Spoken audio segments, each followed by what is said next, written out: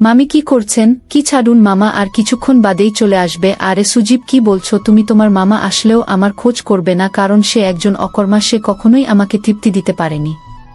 যা তুমি এখন আমাকে দিচ্ছ মামি, তাহলে ঠিক আছে, এখন তাহলে আমি তোমার ওইখানে দিচ্ছি, ব্যথা পাবে নাকি? আরে না বাবা না, ব্যথা কেন পাব? যেই ব্যথা তুমি দিবে সেটি আমার সুখের অংশ। নাও এবার জলদি করে শুরু করে দাও। মামি আমাকে শক্ত করে ধরুন, বাইরে হতে চলেছে। হ্যালো বন্ধুরা, আমি সজীব, একজন তরুণ ব্যক্তি। আমি আমার মামার বাড়িতে কাজ করতাম। মামা তার স্ত্রীকে খুশি করতে পারতেন না, তাই প্রায় তিনি আমাকে তার ঘরে ডাকতেন। আমার মামি, যিনি দেখতেও অত্যন্ত সুন্দরী, মাঝে মাঝে এসে আমার পাশে শুয়ে থাকতেন। প্রথমে আমি বুঝতাম না কেন এমনটা হচ্ছে, কিন্তু সময়ের সঙ্গে সঙ্গে বিষয়টি পরিষ্কার হয়ে উঠতে লাগল। মামি বয়সে আমার থেকে অনেক বড় ছিলেন। আমাদের মধ্যে খুব বেশি কথা হতো না। তিনি তার নিজের কাজে ব্যস্ত থাকতেন এবং মামার সঙ্গেও তেমন কথা বলতেন না। এক রাতে মামি আমাকে তার রুমে ডেকে বললেন, সজীব, আজ আমার শরীর ভালো লাগছে না, তুমি আমার পাশে শুয়ে থাকো। আমি তার কথা মতো তার রুম এ গেলাম এবং শুয়ে পড়লাম।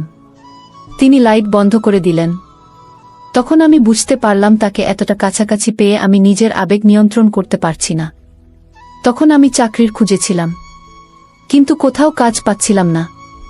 একদিন আমার বন্ধু রাকেশ বলল, তার মামার শহরে থাকেন এবং তিনি আমাকে চাকরি দিতে পারবেন। আমি খুব বেশি শিক্ষিত ছিলাম না, চতুর্থ শ্রেণী পর্যন্ত পড়াশোনা করেছি।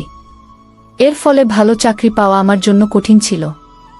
আমি গ্রামে ছোটখাটো কাজ করে কোনোমতে দিন কাটাতাম। রাকেশ আমাকে একটি মামার একটি ঠিকানা দিল।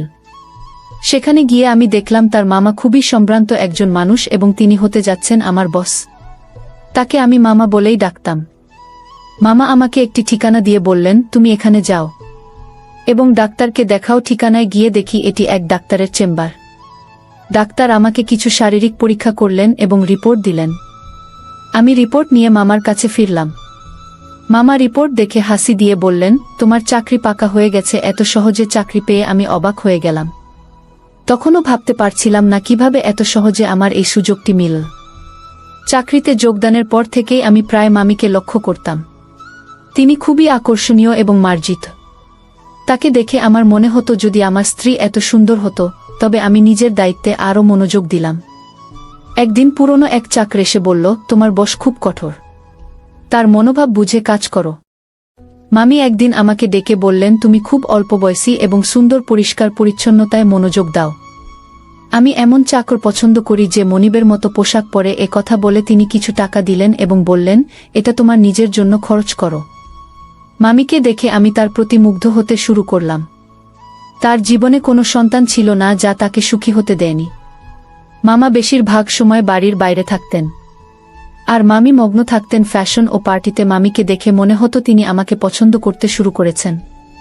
আমি প্রায় সিনেমা ও নাটকে প্রেমের গল্প দেখতাম এবং কল্পনা করতাম। মামি একদিন এসে বলবেন, আমি তোমার প্রেমে পড়েছি। এক রাতে যখন আমি ঘুমাচ্ছিলাম মনে হলো আমার পাশে কেউ আছে। মামি অত্যন্ত সুন্দরী ছিলেন এবং তার দেহ আকর্ষণীয় ছিল। আমার মতো একজন দরিদ্র মানুষ যখন ভাবতাম কিভাবে চাকরের মতো জীবন কাটাব, তখন মামি কি আমার স্ত্রী ভেবে সারা রাত কল্পনা করতাম। মামি সব সময় আমার কাজের প্রশংসা করতেন। তিনি আমাকে ডেকে যে কোনো কাজ দিতেন, আর আমি সেটি সততার সঙ্গে করে দিতাম, যেন কোনো অভিযোগের সুযোগ না থাকে। একদিন মামি অসুস্থ হলে আমি তাকে হাসপাতালে নিয়ে যাই এবং মামাকে খবর দিই। মামা হাসি মুখে আমাদের সবার জন্য মিষ্টি আনলেন। কিন্তু সেই দিন থেকেই মামি যেন বদলে গেলেন। তিনি আমার দিকে অদ্ভুতভাবে তাকাতে লাগলেন এবং বানেরে যাওয়া বন্ধ করে দিলেন। ফলে এখন শুধুমাত্র মামিকে কাজের সময় দেখতাম। কিছুদিন করে আমার মন খারাপ ছিল। মনে হচ্ছিল আমি হয়তো মামিকে নিয়ে অসুস্থ হয়ে পড়েছি, কিন্তু আমি আমার কাজ চালিয়ে যাচ্ছিলাম। সময় এগিয়ে চল এবং একদিন মামি সন্তান জন্ম দিতে চলেছেন এমন খবর এলো। তবে মামা আগের মতো খুশি ছিলেন না। তিনি সবসময় চিন্তিত থাকতেন।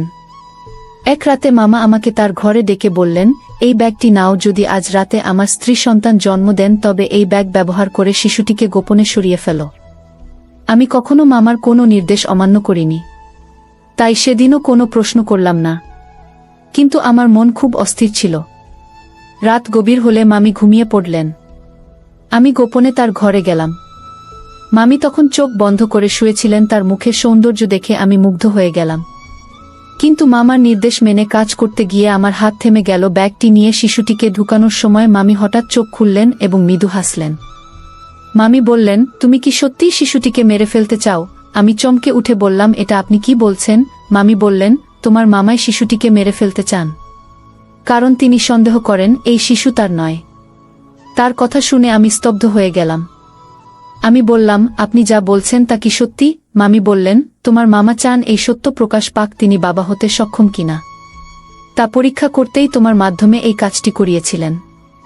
মামি আরও বললেন, এই শিশুটি আসলে তোমার সন্তান। আমি কখনো চাইনি তোমার সঙ্গে এমন কিছু ঘটুক, কিন্তু তোমার মামা আমাকে বাধ্য করেছেন। আমি স্তব্ধ হয়ে বসে রইলাম। এত সুন্দর একজন মহিলার সঙ্গে যাকে আমি মামি বলে ডাকি এমন কিছু ঘটতে পারে, ভাবতেও পারিনি। মামির এই কথা শুনে আমি হতবাক হয়ে গেলাম এবং কিছু বলতে পারলাম না। তুমি বলতে লাগলেন, তোমার মামা এমন এক পরিকল্পনা করেছেন যা তুমি বুঝতেও পারনি। তুমি মনে করতে তুমি তোমার স্ত্রীর সঙ্গে আছো, কিন্তু আসলে আমি ছিলাম। তোমার মামা রাতের আধারে আমাকে তোমার রুম-এ পাঠাতেন এবং তোমার স্ত্রী অজ্ঞান করে রেখে দিতেন। তিনি নিজেই পাহারা দিতেন যাতে কেউ সন্দেহ না করে। মামি বলতে লাগলেন, আমি প্রথমে বাধ্য হয়ে এসেছিলাম, কিন্তু পরে তোমার প্রতি আকৃষ্ট হতে শুরু করলাম। তোমার কাছ থেকে যে সুখ পাচ্ছিলাম সেটা তোমার মামা কখনো দিতে পারতেন না। সেই কারণেই আমি নিজেও তোমার প্রতি দুর্বল হয়ে পড়েছিলাম। তোমার মামা যখন এই পরিকল্পনা চালিয়ে যেতে লাগলেন, আমিও নিজে এটি উপভোগ করতে শুরু করলাম। তিনি আমাকে তোমার কাছে বারবার পাঠাতে থাকলেন। তিনি আরও বললেন, আমি গর্ভবতী হলাম, আর তোমার মামা আমাকে ভোরের অন্ধকারে ঘরে ফিরিয়ে আনতেন যাতে কেউ কিছু বুঝতে না পারে। এইভাবে তোমার মামা তার সন্তান হওয়ার আশা পূর্ণ করতে চেয়েছিলেন।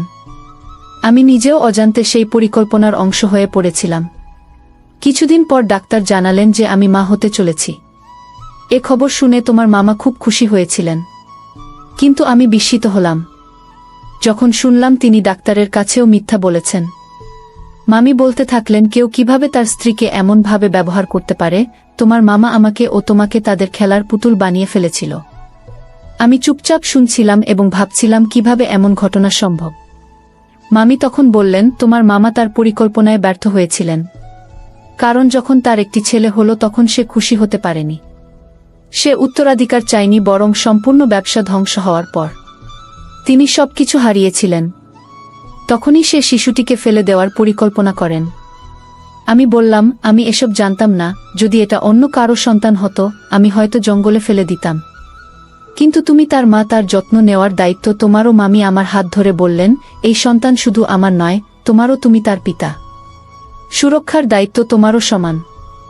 আমি বললাম, তাহলে এই সন্তান আমার, তুমিও আমার স্ত্রী। মামি মুচকি হেসে বললেন, ধনসম্পদের লোভে আমি অন্ধ হয়ে এমন একজনকে বিয়ে করেছি যে তার সম্মান রক্ষা করতে তার স্ত্রীকে অন্যের কাছে পাঠিয়েছিল, এবং যখন আমি তার সম্মান রক্ষা করলাম তখন সে সন্তানের প্রাণ নিতে চাইল। মামি আরও বললেন, আমি আর এই মানুষটির সঙ্গে থাকতে চাই না। তোমার মন অনেক বড়, তুমি গরিব হতে পারো, কিন্তু তুমি একজন সৎ মানুষ। আমি তোমাকে বিয়ে করতে চাই যাতে আমাদের সন্তান ভালোভাবে বেঁচে থাকতে পারে। মামি জানালেন, তিনি মামাকে ডিভোর্স দিয়েছেন। আমরা একসঙ্গে থাকতে শুরু করলাম। মামি সেই বাড়িটি আগেই নিজের নামে করেছিলেন। কিছুদিন পর যখন আমার স্ত্রী বিষয়টি জানতে পারলেন, আমি তাকে ছেড়ে যেতে চাইলেন, কিন্তু মামি পুরো ঘটনা ব্যাখ্যা করলে আমি তাকে বুঝিয়ে শান্ত করলাম। অবশেষে আমি আমার দুই স্ত্রীর সঙ্গে সুখে সংসার করতে শুরু করলাম। আমরা সবাই একসঙ্গে থাকি। আমি আজ খুব খুশি, কারণ এমন সুন্দর জীবন আমি কখনো কল্পনা করিনি। বন্ধুরা, গল্পটি কেমন লাগলো জানাতে ভুলবেন না। আরও মজার মজার রোম্যান্টিক গল্প শুনতে চাইলে ভিডিওটি লাইক, শেয়ার এবং চ্যানেলটি সাবস্ক্রাইব করতে ভুলবেন না।